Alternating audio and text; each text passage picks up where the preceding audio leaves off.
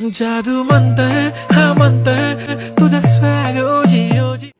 So hello friends, મારું નામ doctor Divya છે અને આજે આપણે વાત કરીશું સામાન્ય સ્કિન કેર વિશે કે સામાન્ય રીતે સ્કિન કેર કઈ રીતે કરવી જોઈએ, કેમ કે નજીકમાં નવરાત્રી જેવો ફેસ્ટિવલ પણ આવે છે અને ઘણા યંગસ્ટરને ક્વેશ્ચન બી હોય છે કે સ્કિન કેર સ્ટાર્ટ તો કરવું છે પણ ક્યાંથી કરવું, કઈ રીતે કરવું એ આઈડિયા નથી આવતો.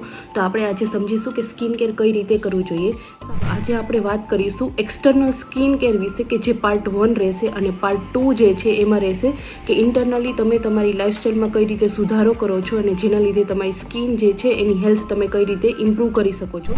હવે એક્સટર્નલ સ્કિન કેર મતલબ શું કે તમે કઈ ક્રીમ લગાવો છો, મોઇશ્ચરાઇઝર કઈ યુઝ કરો છો, મતલબ સ્કિન ઉપર કઈ પ્રોડક્ટ તમે અપ્લાય કરો છો, એ બધી વસ્તુ આવશે એક્સટર્નલ સ્કિન કેરમાં. પણ એક્સટર્નલ સ્કિન કેરમાં તમારે 5 હેબિટ્સ જે છે એ એડ કરવાની છે. એમાં ફર્સ્ટ છે ક્લિન્ઝિંગ, સેકન્ડ છે હાઇડ્રેશન, થર્ડ છે પ્રોટેક્શન, ફોર્થ છે નાઇટ કેર એન્ડ ફિફ્થ છે એક્સફોલિએશન.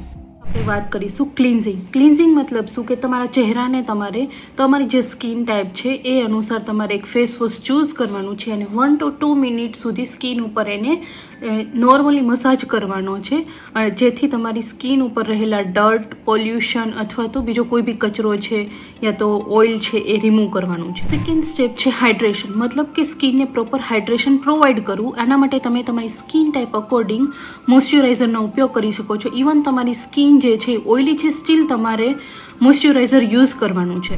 થર્ડ સ્ટેપ છે પ્રોટેક્શન, જેમાં તમારે SPF 30++ જેવા સનસ્ક્રીનનો ઉપયોગ કરવાનો છે અને દિવસમાં તમારે એને 3 થી 4 વખત રિપીટ કરવાનું છે. એની સાથે જો તમે ક્યાંય તડકામાં બહાર જાઓ છો તો તમે સનગ્લાસ છે અને તમારા ફેસને તમારે ભૂલ્યા વગર કવર કરવો જોઈએ.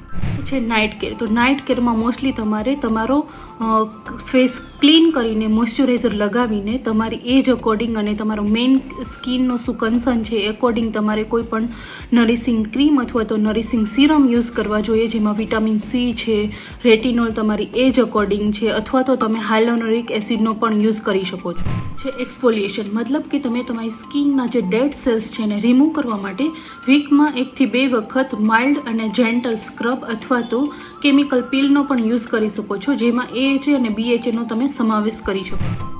સો ફ્રેન્ડ્સ, આઈ હોપ કે આ વિડીયો તમને ઉપયોગી લાગ્યો હશે ને માહિતગાર પણ લાગ્યો હશે.